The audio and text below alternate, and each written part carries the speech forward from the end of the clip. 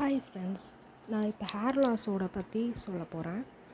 Hair loss ஆகுது அப்படின்னா first ஹீமோக்ளோபினை test பண்ணுங்கள். மேபி அதுதான் ஃபஸ்ட்டு ரீசனாக இருக்கும் உங்களுக்கு ஹேர் லாஸ் ஆகிறதுக்கு. அப்புறம் டேண்ட்ரஃபை செக் பண்ணிக்கோங்க. டேண்ட்ரஃப்லேயே ஹேர் லாஸ் ஆகும்.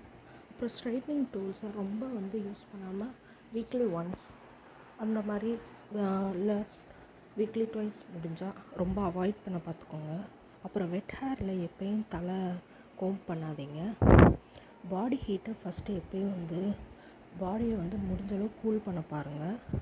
மோர், தயிர் இந்த மாதிரி நிறைய டெய்லி இன்டேக் பண்ண பாருங்கள். ஷாம்பு எப்பயும் டேரெக்டாக ஹேரில் அப்ளை பண்ணாமல் ஷாம்பு கொஞ்சம் வாட்டரில் மிக்ஸ் பண்ணி அப்ளை பண்ணுங்கள். அப்புறம் முக்கியமாக இதுதான் ரொம்ப இம்பார்ட்டன்ட், ப்ரோட்டீன் ரொம்ப முக்கியம். ப்ரோட்டீன் சொல்கிறாங்களேன்னு பார்க்காதீங்க.